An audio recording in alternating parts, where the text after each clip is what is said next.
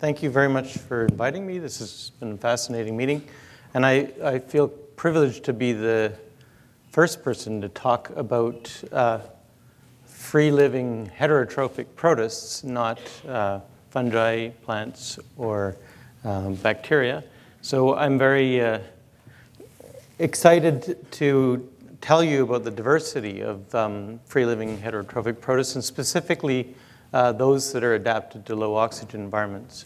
So I'm not actually going to focus too much on organelle evolution actually today, surprisingly, but I'm going to tell you a little bit about our work on genomics of some of these anaerobic protists and what we can infer about their evolutionary history.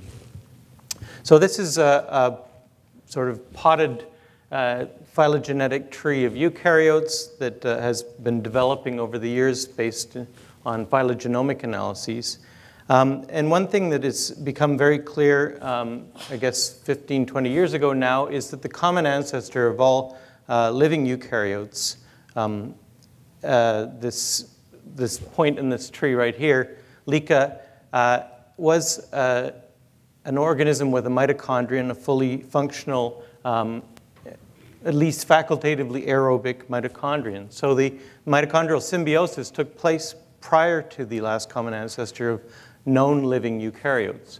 And what that means is that the last common ancestor of eukaryotes was able to do use oxygen in respiration. But now we all think about eukaryotes as having mitochondria and doing respiration. There are many eukaryotes that don't have classical mitochondria and that live in low oxygen environments, and they're shown in this figure in the different colors. Next to them are little ovals with the different kinds of mitochondrion-related organelles, we call them, because they're functionally distinct from mitochondria, but evolutionarily derived from mitochondria, such as the hydrogenosomes and the mitosomes. Most people have been studying, amongst these anaerobes, the parasites, the human parasites.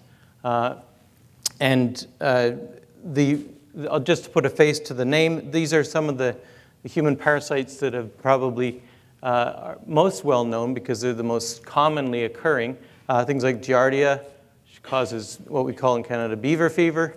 I don't know what you call it here. Entamoeba, which causes amoebic dysentery, terrible morbidity and mortality in the developing world. And Blastocystis, an organism that very few people probably have heard about and that I'm going to discuss mostly today. One thing that is of particular interest to our group is understanding not just these parasites, but actually how they evolved into parasites from free-living ancestors. So almost all of these lineages of well-known parasites have sister taxa that are much less well-known that are actually out there in the marine freshwater sediments that are quite abundant in those low oxygen environments. I've shown a few here, the closest relatives of the parasites just below them, so you can see how pretty some of them are, especially Carpediomonas, which is a cute little flagellate there. Name based on seize the day, Carpe Diem. So my lab's specifically interested in trying to understand that transition from the anaerobic protist in the environment to the parasitic protist and what kinds of genomic changes and biochemical changes occur. So today I'm going to focus in on Blastocystis, which is probably the least exciting protist that we've ever worked on. It basically looks like a little soap bubble, but it turns out to be very interesting from a biochemical and genomic point of view. Just to orient you, Blastocystis is a lineage within the Straminopiles, which includes things like the diatoms that we've heard about today, kelps, and oomycetes, and other heterotrophic flagellates. Many, many heterotrophic aerobic flagellates are also Straminopiles. Blastocystis is this weird soap bubble that occurs in all vertebrate guts, or well, not all, but many vertebrate guts and many invertebrate guts. So it's an anaerobe. It doesn't like oxygen at all, which makes it a real pain to work with if you want to grow it azenically. It actually dies randomly, and you get frustrated graduate students that want to quit. So most of the time we have to grow it with its associated zoo of bacteria, and then it's a bit more stable, and it's less in need of the strict anaerobic conditions that if you grow it without bacteria, it needs. It's found all over the animal kingdom, and it's spread via the oral fecal route, like many intestinal parasites. So here's the chicken and a human, and it goes into your large intestine. That's where it lives. Then you excrete cysts, and the cysts are what are infectious, and other animals and other people get it. So Blastocystis was known for more than 100 years to be in humans. This is a close-up of the organism in TEM. It's got this giant central vacuole full of something that nobody has ever figured out what. So probably a carbohydrate of some storage product of some sort. And then around the edge, sort of like a tennis ball, there's the cytoplasm. And here's a close-up of this little bit of the cytoplasm with the nucleus and two mitochondria, or we call them mitochondrion-related organelles, with cristae there. And this thing does not like oxygen at all, so we were initially very interested to understand how its mitochondria work, but we've moved on to other areas of this parasite to try and figure out how it has adapted to the gut environment. Is that multiple nuclei? Yeah, you can sometimes have multiple nuclei, sometimes a single nucleus, depending on the strain. So it turns out that it's very, very prevalent. About 1 billion people on Earth have this in their gut. Probably about 15% of the audience here has it, and you may not ever know it. And the reason for that is because most of the time it's asymptomatic. You're perfectly happy having it, and it doesn't seem to do anything, and you can have it for decades. And it's in fact been shown in some areas to be statistically associated with leanness, which makes me think that maybe I should try and get it to lose some weight.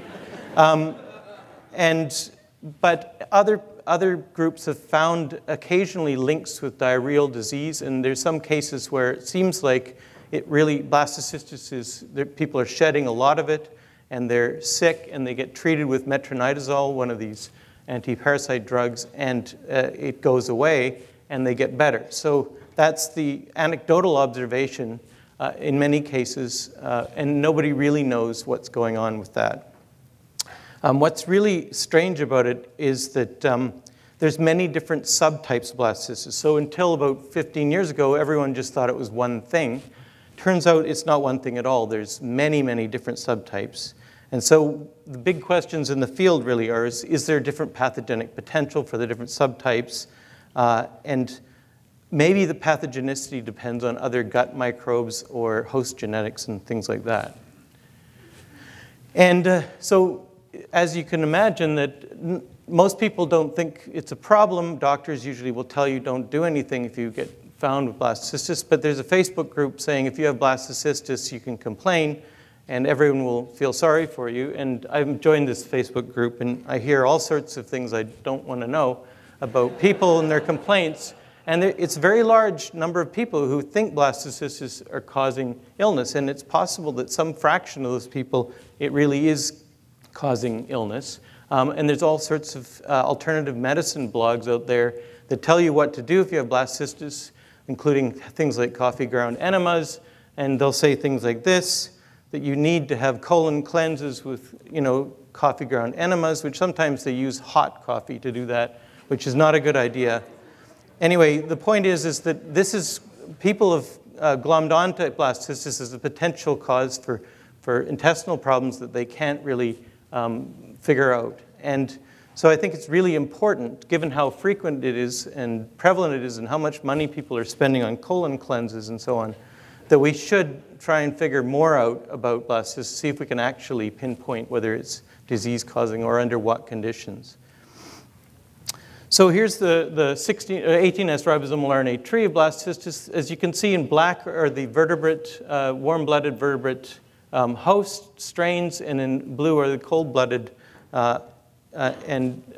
hosts. And there's about 19 different subtypes, and they're extremely different in sequence on the 18S ribosomal RNA level, up to 15% different between subtypes. And the human infecting ones are subtypes 1 to 9. And surprisingly, given how prevalent this is, very little is known about it. Only 2011 was the first genome sequence completed for subtype 7, which is actually not very common at all amongst humans. In 2015, there was a paper on subtype 4 where they just published the paper, but there was basically very little other information was provided about that organism. So we decided to try and expand out and try and characterize many of the other subtypes, starting with subtype 1, which is one of the most prevalent types that you find amongst humans. So that's what led directly to a kind of collaboration amongst a number of protistologists who work on anaerobic protists, including my group and group in Czech Republic and group in England as well. And so we've been doing this for the last few years, trying to assemble the Blastocystis genome and then do comparative analysis with the other Blastocystis subtypes. So the first thing I should tell you is that when you touch on a weird organism that's way out in the part of the eukaryote tree that no one samples very much, often you'll get into problems with things like gene prediction. And it turned out that we noticed that the published gene predictions were consistently wrong for about 15% of the genes, and they were mispredicting stop codons. And then this prompted us to look further, and it turns out that if you compare the mRNAs, the cDNA from RNA-seq, with the genomic copies of the genes, it's in about 15% of subtype 7 and 26% of subtype 1. The stop codons in the gene are created by polyadenylation. Okay, so there's no stop codon in the actual encoded in the genome, but there's a polyadenylation that occurs and creates a functional stop codon. And that's in fully a quarter of the genes. And that really messed up our gene models, and a lot of head scratching and things went on about that. But it's a pretty interesting phenomenon, something maybe to be aware of in future, that it's possible that you can have polyadenylation created stop codons. And in this case, the signal that's conserved for across most genes that have this poly A addition is downstream of the polyadenylation site, which is unusual. Usually in most eukaryotes, it's upstream of the polyadenylation site. So that's just a little curiosity. Now into looking at the genomes, and one thing I would like to emphasize at this point is that Blastocystis, like I said, was thought to be just a single organism. They don't look different. All the subtypes look like little soap bubbles. So they were basically treated and all lumped in together. Any epidemiological studies have all put them in as one thing until about 10 years ago. But if we start to look at the genome characteristics of these different subtypes, we'll start to realize that they're not at all the same kind of thing. If we look at the genome sizes, they're actually quite distinct, ranging from 13 megabases up to about 19 megabases. GC contents widely varying, and the markedly different numbers of introns actually in the genomes. The genomes are interesting because they have a very, very defined length of introns. Most introns are only 30 base pairs long, which is really nice because it helps with gene prediction. And then there's a little bit of range variation on either side of that. If we look at the gene content, this is kind of a peculiar plot.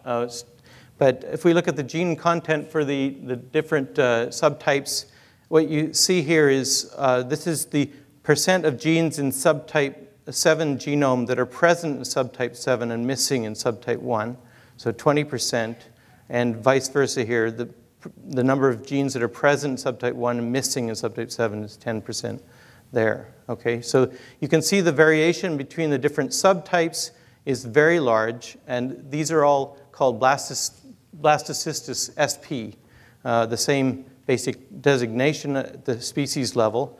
And if you look at other parasite genomes in comparison, the same kind of gene content comparison, you can see that different species of those parasites have usually much less differences in genome content than what you see amongst the Blastocystis subtypes. So these are very different beasts. If we look at the orthologs, this is 3,000 orthologs found in all of them that we've compared. The average percent identity is roughly about 55%, okay, between orthologs. So they're very, very distinct organisms. And that's not maybe because they're very anciently diverged. They actually also are very long branches in phylogenetic trees. So they seem to have an accelerated rate of substitution in many genes as well. In terms of gene families, they have quite a lot of marked differences in gene family expansions. We've cataloged a number of these. The most spectacular of these is in the Genome. This is a MAP kinase family called STE20 that's involved in signaling, outside-in signaling. And then you can see there's a family of about 58 members of that gene family in subtype 1, and it's completely absent in subtype 4 and subtype 7. On the other hand, there are some families over here in the calmodulin calcium-dependent kinases that are not present in subtype 1, but are present in subtype 4 and 7. So you can see there's quite a bit of difference in these genomes and the gene family sizes. Okay, so now I'm going to switch over to talking about horizontal gene transfer or lateral gene transfer. And just to give those of you who aren't as knowledgeable in the sort of molecular evolution side, classically it was thought that eukaryotes genomes evolved by things like gene duplication, also new functions by alternative splicing, and that lateral gene transfer was more common in bacteria, and that the bacterial genomes were highly randomized and changed by lateral gene transfer. More recently, since the 90s at least, you know you're getting old when you're saying the 90s are recent, we've appreciated that there is horizontal gene transfer in the form of endosymbiotic gene transfer from organelles to nucleus. And then even more recently, in the past decade, many genome papers have come out and other analyses that show that eukaryotes do seem to have some genes that they've acquired from other eukaryotes and from bacteria in adaptation to their environments. This is all very well, and so lateral gene transfer would be expected, except there's been a big challenge to that by Bill Martin's group in a paper in Nature in 2015. He claimed that gene inheritance in eukaryotes is vertical, and continuous lineage-specific lateral gene transfer sometimes does not contribute to long-term gene content. More recently, even more drastically, they said, our analyses indicate that eukaryotes do not acquire genes through continual LGT like prokaryotes. So that's laying down the gauntlet. So that actually increased our resolve to try and figure out if Blastocystis had any lateral gene transfers. We developed a pipeline that is quite sophisticated on the phylogenetic level that builds all the trees for all of the genes and automatically flags candidates that look like well-supported cases of lateral gene transfer. And then we go and do manual checking of each one of those candidates.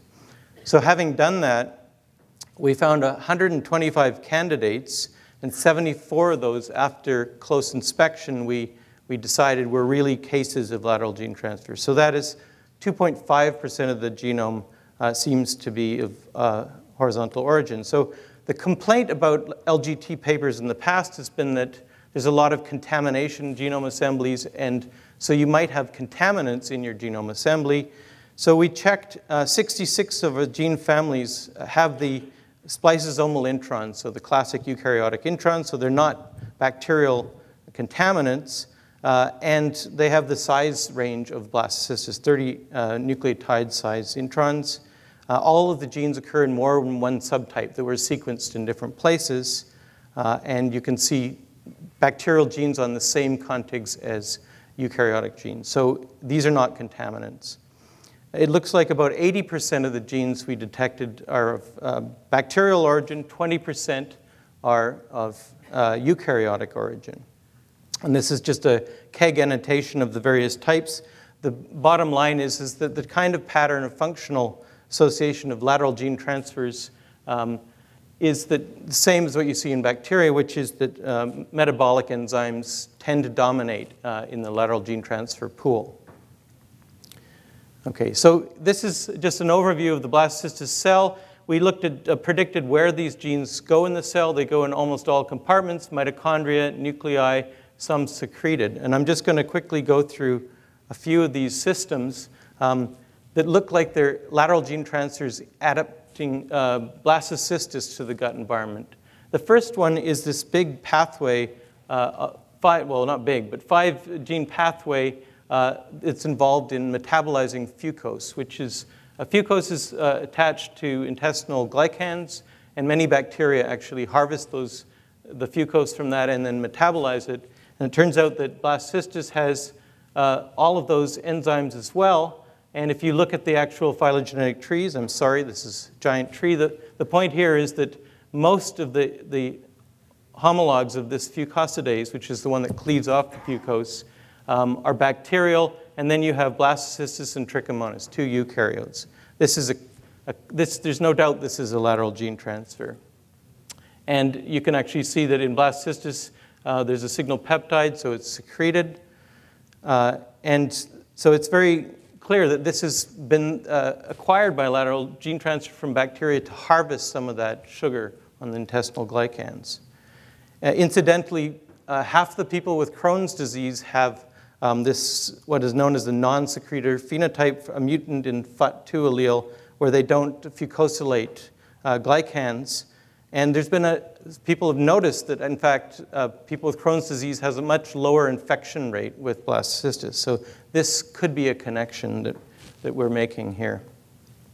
I want to just switch to nitrogen metabolism, because it seems like a lot of the enzymes that are required have something to do with the nitrogen metabolism, and specifically this enzyme here that's involved in synthesizing NadE, essential cofactor in redox reactions. So here again is the giant tree that you're not supposed to see anything other than most of the homologs of this particular enzyme, NadE, are from archaea and bacteria, and then there's a handful of eukaryotes. If we zoom in on those eukaryotes, sure enough, we have Blastocystis, and we have a jambalaya of different eukaryotic parasites, all that have this NadE gene that looks like it was acquired from bacteria. And what's interesting about this NadE gene is eukaryotes have NAD synthase, but it has a glutamine aminotransferase domain on the N-terminus, and it's quite distantly related to this bacterial version, which is actually ammonia assimilating version that directly gets the ammonia for the NAD synthesis. So this may have something to do with the availability of glutamine versus ammonia in the environment of these organisms. What is particularly interesting here is that NadE is a known drug target for various bacteria, and many papers have been published developing drugs against NadE because it's an essential activity. And here it looks like that Blastocystis and many other protozoan parasites have this enzyme, which is specifically sensitive to drugs that the eukaryotic version that the rest of us have is not. So this could be a broad spectrum anti-protozoan drug, okay, target. Finally, just to talk a little bit, we found polyketide synthase clusters, which I know is something of interest to the JGI community. And specifically, it has been previously found 2 polyketide synthase enzymes in the other subtypes.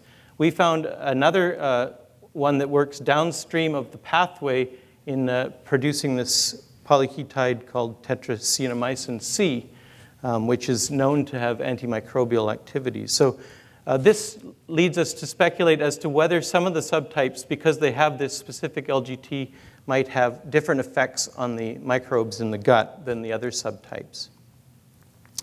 And just to show you that once you acquire genes, you don't always keep them. There's actually been differential loss of different lateral gene transfers in the different Blastocystis subtypes. These are draft sequences from the rest of the subtypes that we scoured. And it looks like they've secondarily lost some of these enzymes.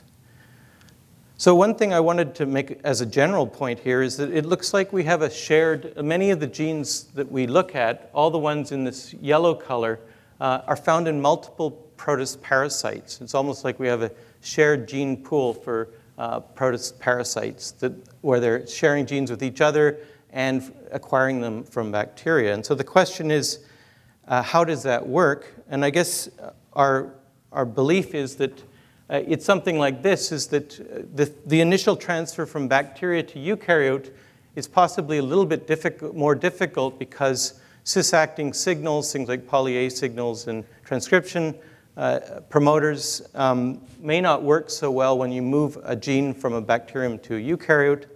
But once it's been moved to that eukaryote, it can now be moved to other eukaryotes by LGT because now it has the right cis-acting signals having lived in that eukaryotic genome for a while.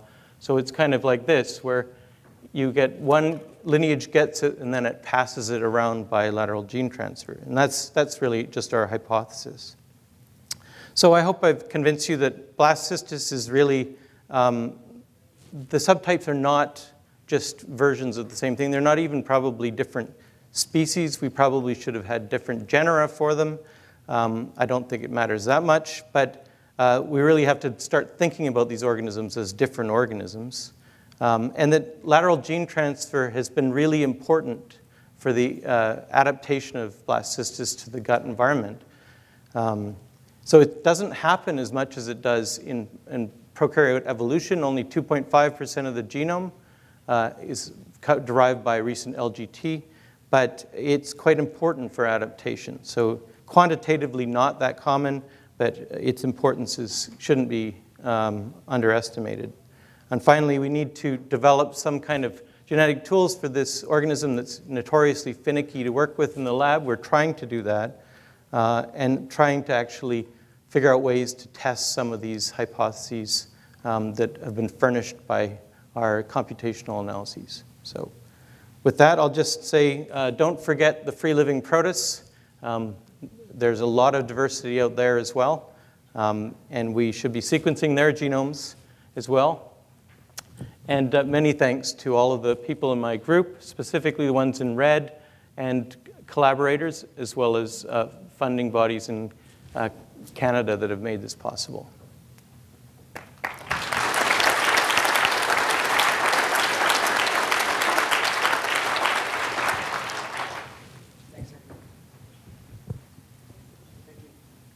Are there questions for Andrew?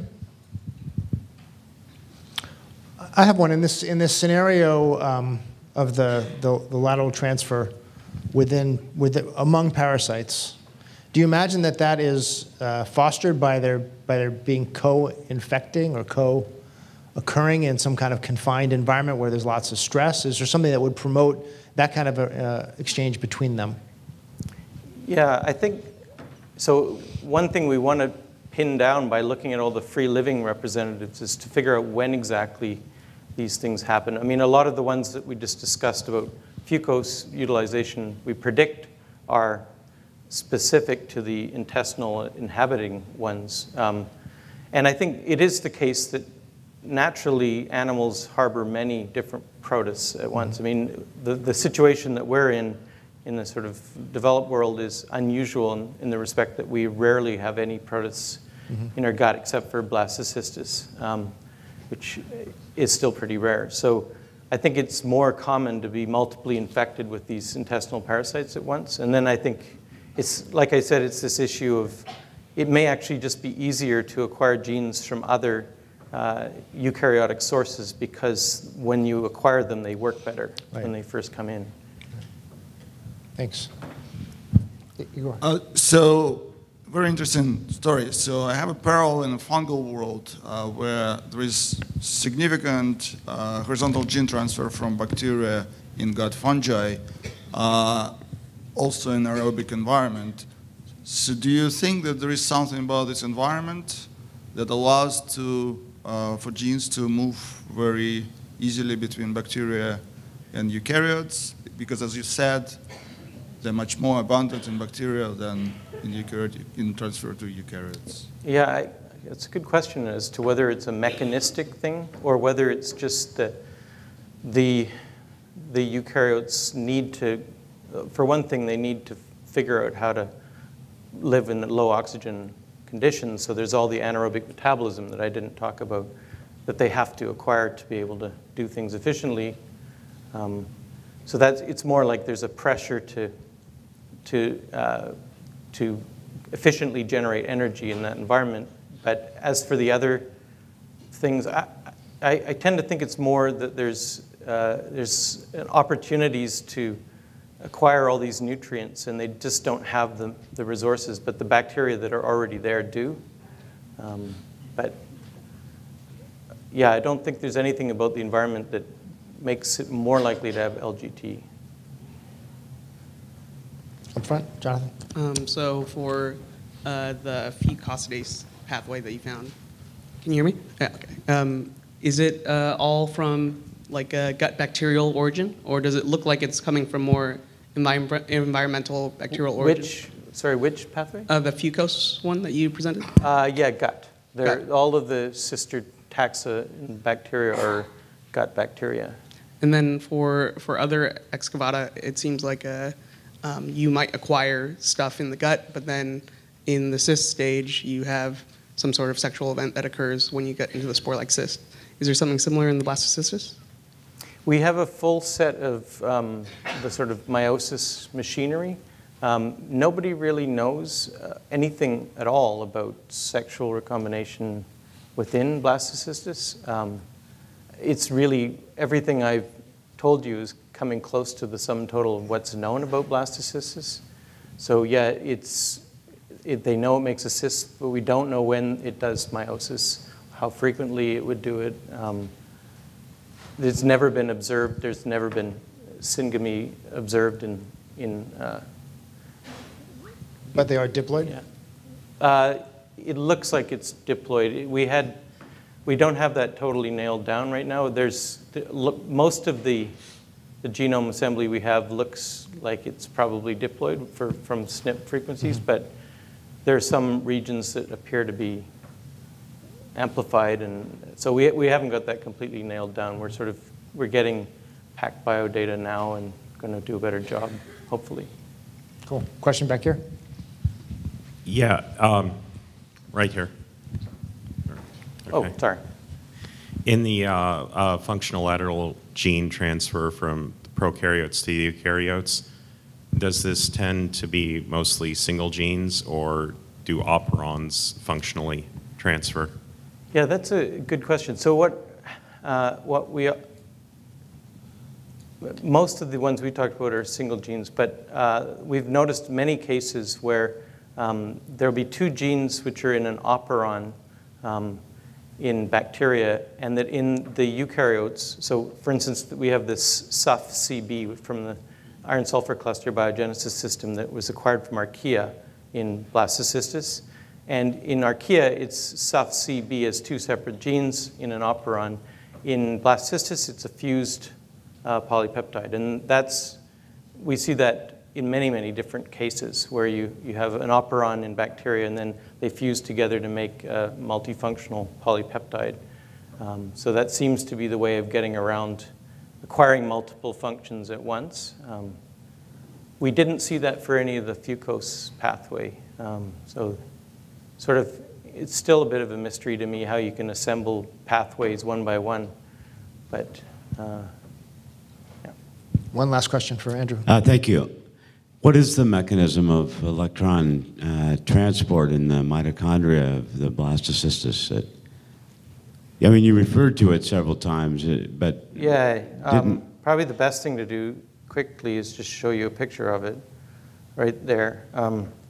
So basically, it reverses the complex 2, usually, succinate dehydrogenase. It runs that backwards. I mean, this is hypothetical, but most anaerobic protists do this, it seems. So it runs it backwards, and the way it can get away with doing that is it has a low reduction potential quinone, rotoquinone, that it actually acquired the gene to synthesize rotoquinone by lateral gene transfer as well. So I think in order to run complex 2 backwards, you really need a lower potential quinone, and that's, well, you can do it, but only at very high substrate concentrations, or you get a lower potential quinone, and that's how it does it. So it has complex 1 and 2. It doesn't have 3, 4, and it doesn't have the ATPase. And it does ATP generation by substrate level phosphorylation. So I don't know if that makes clear. Okay, let's thank Andrew.